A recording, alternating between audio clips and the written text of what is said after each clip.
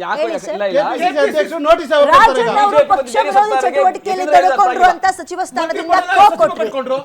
ಉಳಿದಂತೆ ಬೇರೆ MLA-ಗಳಿಗೂ ನೋಟಿಸ್ ಕೊಟ್ರಿ. ಯತೀಂದ್ರ ಅವ್ರಿಗೆ ನೋಟಿಸ್ ಯಾವಾಗ ಹೋಗುತ್ತೆ? ನಾಳೆ ಬೆಳಗ್ಗೆನಾ? ಮುಖ್ಯಮಂತ್ರಿ ವಿರುದ್ಧ ಮಾತಾಡಿಲ್ಲ ರೀ, ಅವ್ರು ಮುಖ್ಯಮಂತ್ರಿ ವಿರುದ್ಧ ಮಾತಾಡಿದ್ರೆ ಮಾತ್ರ ನೋಟಿಸ್. ಮುಖ್ಯಮಂತ್ರಿ ಬದಲಾವಣೆ ವಿಷಯ ಮಾತಾಡಿಲ್ಲ ಅವರು. ನಿಮ್ಗೆ ಅರ್ಥ ಆಗಿಲ್ಲ, ನಾನೇನ್ ಮಾಡ್ಲಿ ಇದ್ರ ಬಗ್ಗೆ? ಪಕ್ಷವನ್ನ ಪರಿಣಾಮಕಾರಿಯಾಗಿ ಮುನ್ನಡೆಸುವ ತಾಕತ್ತು ಸಿದ್ದರಾಮಯ್ಯ ಅವರನ್ನ ಪಕ್ಷವನ್ನ ಪರಿಣಾಮಕಾರಿಯಾಗಿ ಮುನ್ನಡೆಸುವಂತಹ ತಾಕತ್ತು ಸತೀಶ್ ಜಾರಕಿಹೊಳಿ ಅವರಿಗಿದೆ, ಸೈದ್ಧಾಂತಿಕ ಬದ್ಧತೆ ಇದೆ. ಸತೀಶ್ ಜಾರಕಿಹೊಳಿ ಅವರಿಗಿದೆ. ನಮ್ಮ ತಂದೆ ಸಿದ್ದರಾಮಯ್ಯನವರು ರಾಜಕೀಯದ ಕೊನೆಗಾಲದಲ್ಲಿದ್ದಾರೆ. ಅದರ ಅರ್ಥ ಮುಂದಕ್ಕೆ ಯಾರು ಸಿಎಂ ಅನ್ನೋದೇ ಪ್ರಶ್ನೆ ಅಲ್ಲ. ಅವ್ರು ಹೇಳಿದ್ದೇನು ಇಲ್ಲ ಹೇಳ್ರಿ, ಸತೀಶ್ ಜಾರಕಿಹೊಳಿ ಅವರು ಅದಕ್ಕೆ ಸತೀಶ್ ಜಾರಕಿಹೊಳಿ ಅವರು ಸಿಎಂ ರಸ್ನಲ್ಲಿ ನಾನು ಇದ್ದೀನಿ ಅಂತ ಅಷ್ಟೊಂದು ಘಂಟಾಘೋಷವಾಗಿ ಹೇಳಿದ್ದು ಬಹುಶಃ ಇದಕ್ಕೆ ಇರಬೇಕು. ಅವ್ರಿಗೆ ಹೋಮ್ ವರ್ಕ್ ತುಂಬಾ ಚೆನ್ನಾಗಿ ಆಗಿತ್ತು. 2022 ಅಂತ ಹೇಳಿದ್ದಾರೆ, ಅವ್ರು ಸ್ಪಷ್ಟವಾಗಿ ಹೇಳಿದ್ದಾರೆ. ಈಗ ನಾನು ಇಲ್ಲ 2028 ಅವ್ರು ಸ್ಪಷ್ಟವಾಗಿ ಹೇಳಿದ್ದಾರೆ. ಆಮೇಲೆ ಇನ್ನೊಂದು ಬಹಳ ಇಂಪಾರ್ಟೆಂಟ್ ಗೊತ್ತಾ, ಸೈದ್ಧಾಂತಿಕ ಬದ್ಧತೆ ಇಟ್ಕೊಂಡು ಜಾತ್ಯತೀತ ವಾದವನ್ನ ಮುನ್ನಡೆಸುವಂತವರು, ಅಹಿಂದ ಮೂವ್ಮೆಂಟ್ ಅನ್ನ ಮಾಡ್ತಕ್ಕಂಥವ್ರು ನಾಯಕರುಗಳು ಎಲ್ಲರೂ ಇದ್ದಾರೆ. ಅವ್ರಿಗೊಬ್ರು ಮುಂದಾಳ ತಗೋಬೇಕು. ಎಲ್ಲರೂ ನಿಮ್ಗೆ ಗೊತ್ತಿಲ್ಲ. ಈಗ ನಿಮ್ಮ ಬಿಜೆಪಿನಲ್ಲಿ ವಿಜಯೇಂದ್ರ ಫಸ್ಟ್ ಟೈಮ್ MLA ಹೆಂಗ್ ಬಿಜೆಪಿ ರಾಜ್ಯಾಧ್ಯಕ್ಷ ಮಾಡಿದ್ರೆ ಇನ್ಯಾರು ಯೋಗ್ಯರಲ್ವಾ? ನಿಮ್ಮ ಪ್ರಕಾರ ಇನ್ಯಾರು ಯೋಗ್ಯರಲ್ಲ ಅಂತ ಬಿಜೆಪಿಗೆ ಅರ್ಥ ಇನ್ಯಾರು ಯೋಗ್ಯರಲ್ಲ,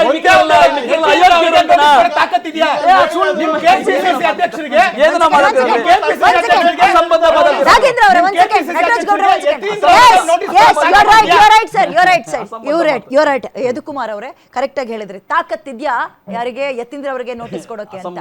ಓಕೆ ಓಕೆ ಓಕೆ, ಅವ್ರ ತಾಕತ್ ಬಗ್ಗೆ ಆಮೇಲೆ ಪ್ರಶ್ನೆ ಮಾಡೋಣ. ನಿಮ್ಮಲ್ಲಿ ರಾಜ್ಯಾಧ್ಯಕ್ಷರ ಟೈಮ್ ಮುಗ್ದೋಗಿದೆ, ವಿರೋಧ ಪಕ್ಷದವ್ರನ್ನು ಬದಲಾವಣೆ ಮಾಡ್ತೀವಿ ಅಂತ ಹೇಳ್ತಾ ಇದ್ದೀರಿ. ಅದು ಯಾವಾಗ ಆಗುತ್ತೆ ಅಂತ ಗೊತ್ತಿಲ್ಲ. ಅಂಡ್ ಈಗ ಇರುವಂತಹ ವಿಜಯೇಂದ್ರ ಅವ್ರನ್ನ ಒಪ್ಕೊಳಕ್ ನಿಮ್ಮವರೇ ರೆಡಿ ಇಲ್ಲ. ತುಂಬಾ ದಪ್ಪ ಇದ್ದೀರಾ, ಅದರಲ್ಲೂ ಯಾವುದೇ ಸೈಡ್ ಎಫೆಕ್ಟ್ ಇಂದ ಸಣ್ಣ ಆಗ್ಬೇಕಾ? ಎಷ್ಟೋ ಜನ ಹೇಳ್ತಾ ಇದ್ರಿ, ಸರ್ ನಾನು ಜಿಮ್ಗೆ ಹೋಗ್ತಾ ಇದ್ದೀನಿ ಆದ್ರೂ ಸಣ್ಣ ಆಗ್ತಾ ಇಲ್ಲ, ಸರ್ ವರ್ಕೌಟ್ ಮಾಡ್ತಾ ಇದ್ದೀನಿ ಆದ್ರೂ ಸಣ್ಣ ಆಗ್ತಾ ಇಲ್ಲ ಅಂತ ಹೇಳ್ತಾ ಇದ್ರಲ್ಲ. 100% ಯಾವ ಜಿಮ್ಗೂ ಹೋಗ್ದಂಗೆ ವರ್ಕೌಟು ಮಾಡ್ದಂಗೆ ನೀವು ಸಣ್ಣ ಆಗ್ಬೋದು. ಪ್ರತಿದಿನ ಬೆಳಿಗ್ಗೆ ಸಂಜೆ 2 ಟೈಮ್ ನಮ್ಮ ಜೀನಿ ಸ್ಲಿಮ್ ನ ಯೂಸ್ ಮಾಡಿ ಯಾವುದೇ ಸೈಡ್ ಎಫೆಕ್ಟ್ ಇಲ್ದಂಗೆ ನೀವು ಸಣ್ಣ ಆಗ್ತೀರಾ. ಯಾಕೆಂದ್ರೆ ಜೀನಿ ಸ್ಲಿಮ್ ಒಂದು ಉತ್ತಮ ಆಹಾರ. ಕಾಂಗ್ರೆಸ್ ಅಲ್ಲಿ ಒಂದು ಮನೆ 2 ಬಾಗಿಲು. ಯಾವ್ದು? DK ಶಿವಕುಮಾರ್ ಬಣ ಒಂದು, ಸಿದ್ದರಾಮಯ್ಯ ಬಣ ಆಯ್ತು. ನಿಮ್ಮಲ್ಲಿ 3 ಬಾಗಿಲು ಕಾಣಿಸ್ತಾ ಇದೆಯಲ್ಲ, ವಿಜೇಂದ್ರ ಬಣ ಒಂದು, ಅಶೋಕ್ ಅವ್ರ ಬಣ ಒಂದು, ಈಗ ಬಂದ್ರಲ್ಲ ಮುಂಬೈ ಬಾಯ್ಸ್ ಅವ್ರದೊಂದು ಟೀಮ್ ಆಗಿದೆ. ಒಪ್ಕೊಳಕ್ಕೆ ಒಂದು ಪ್ರೊಟೆಸ್ಟ್ ಮಾಡ್ತೀರಾ? 3 ಕಡೆ ಮೂಲೆಗೆ ಹೋಗ್ತೀರಾ? ಉದಾಹರಣೆ ಕೊಟ್ಬಿಡ್ತೀನಿ ಮೇಡಮ್. ಆ ಸಂಘಟಿತವಾದ ಹೋರಾಟದಲ್ಲೇನೆ, ಮೂಢ ಹೋರಾಟದಲ್ಲೇನೆ 14 ಸೈಡ್ ವಾಪಸ್ ಕೊಟ್ಟಿದ್ದಾರೆ. ವಾಪಸ್ ತಗೋತಾರ ಮುಖ್ಯಮಂತ್ರಿ ಒಪ್ಕೊಂಡ್ರು. 89 ಕೋಟಿ ಅವ್ಯವಹಾರ ಆಗಿದೆ. ಇದೇ ತೆಲಂಗಾಣ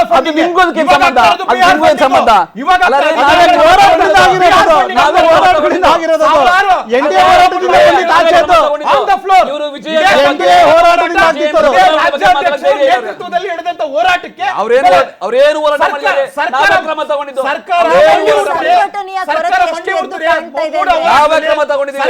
ಸಿದ್ದರಾಮಯ್ಯ ಮಂಡಿ ಊರಿದ್ರು. ಮಾನ್ಯ ವಿಜೇಂದ್ರ ಅವರ ಹೋರಾಟದಲ್ಲಿ ಸಂಬಂಧನೇ ಇಲ್ಲ. ಅದು ಮಾನ್ಯ ಸಿದ್ದರಾಮಯ್ಯ ವೈಯಕ್ತಿಕವಾಗಿ ತಗೊಂತಾರೆ ವಾಪಸ್. ಕಾನೂನು ವಾಪಸ್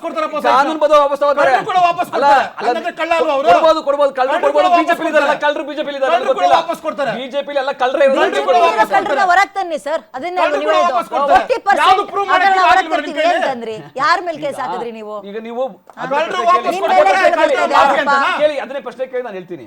ಬಿಜೆಪಿನಲ್ಲಿ 21 ಹಗರಣ ಆಯ್ತಲ್ಲ, ಹಗರಣದಲ್ಲಿ ಒಂದು ಬೋವಿ ಹಗರಣದ ಅಧ್ಯಕ್ಷರು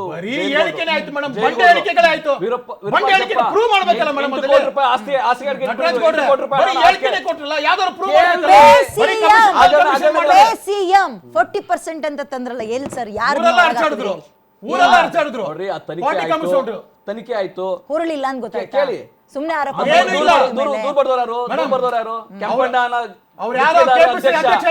ಕೆಂಪಣ್ಣ ಅಂತ ಗುತ್ತಿಗೆದಾರ ಅಧ್ಯಕ್ಷ. ಗುತ್ತಿಗೆದಾರನ್ ಮತ್ ಬಂದು ಆರೋಪ ಮಾಡ್ತಾ ಇದ್ರಲ್ಲ 20% ಇಲ್ದೆ ನಮ್ಮ 70% ರಾಜ್ಯದವ್ರಿಗೆ ಕೊಡಲ್ಲ. ಸುಳ್ಳವೆಲ್ಲ. 32,000 ಕೋಟಿ BJP ಮೇಲ್ ಬಂದ್ರೆ ನಿಜ, ನಿಮ್ ಮೇಲ್ ಬಂದ್ರೆ ಸುಳ್ಳ. ಗುತ್ತಿಗೆದಾರ ಕೊಟ್ಟಿರೋ ದೂರು ರೈಟಿಗೆ ಕೊಟ್ಟಿದ್ರು ಅವರು. ದೂರು ರೈಟಿಗೆ ಕೊಟ್ಟಿದ್ದಾರೆ, ಕೊಟ್ಟಿದ್ದಾರೆ. ಅವತ್ತು CM ರೈಟಿಗೆ ದೂರು ಕೆಲಸ ಮಾಡೋಣ, ಕ್ರಮ ತಗೊಂತೀವಿ ನಾವು. ದೂರ ಕೊಟ್ಟಿದ್ರೆ ಇಲ್ಲ ಪತ್ರ ಕ್ರಮ ತಗೊಂತೀವಿ ನಾವು. ಯಾರತ್ರ ಕೊಟ್ಟಿದ್ರು? ಕ್ರಮ ತಗೊಂತೀವಿ. ಮೋದಿ ಕೊಟ್ಟಿದ್ರು, ಮೋದಿಗೆ. ದಿವಂಗತ ಕೆಂಪಣ್ಣನವರು ಯಾರತ್ರ ಕೊಟ್ಟಿದ್ರು? ಮೋದಿ ಕೊಟ್ಟಿದ್ರು. ನಿಮ್ಮ ಇವ್ರು ಕೊಟ್ಟಿದ್ರಲ್ರಿ, ಮೋದಿ ಕೊಟ್ಟಿದ್ರು. ಅಧಿಕೃತವಾಗಿ ನಿಮ್ಮಲ್ಲಿ ಏನ್ ನರೇಂದ್ರ ಮಾಡ್ತಾ ಮೋದಿ- ಇದ್ದಾರೆ? ನರೇಂದ್ರ ಮೋದಿ ಕೊಟ್ಟಿದ್ರು. CM ಮಾಡ್ಬೇಕಲ್ಲ. ಚೇಂಜ್ ಆಗ್ತಾರಂತೆ ಅವೆಲ್ಲ ಅಂತ ಸುಳ್ಳು, ಊಹಾಪೋಹ. ಮಿನಿಸ್ಟರ್ಗಳು MLAಗಳು ಕೆಲಸ ಹೊಡೆದೇ ಬಿಟ್ಬಿಟ್ಟಿದ್ದಾರೆ. ಅಯ್ಯೋ ಸುಮ್ನೆ ನಾವು ಈಗ ಮಾಡಿದ್ರೆ ನಾಳೆ ದಿನ DK ಶಿವಕುಮಾರ್ CM ಆಗ್ಬಿಟ್ರೆ ಕ್ರೆಡಿಟ್ ಹೋಗುತ್ತಲ್ಲ. ಎಲ್ಲಿ ಕೆಲಸ ಆಗ್ತಾ ಇದೆ? ಶಾಸಕರ ನಿಧಿ ಬಳಕೆ ಆಗಿಲ್ಲ. ಕರ್ನಾಟಕ ರಾಜ್ಯ ಶಾಸಕರ ನಿಧಿ ಬಳಕೆ ಆಗಿಲ್ಲ. ಬಿಜೆಪಿ ಇವತ್ತು ಶಾಸಕ ಇವತ್ತು ಶ್ರೀನಿವಾಸಪುರದ JDS MLA ಅವರು ಕೋರ್ಟ್ ಹೋಗಿದ್ದಾರೆ ಅನುದಾನ ಕೊಡಿ ಅಂತ.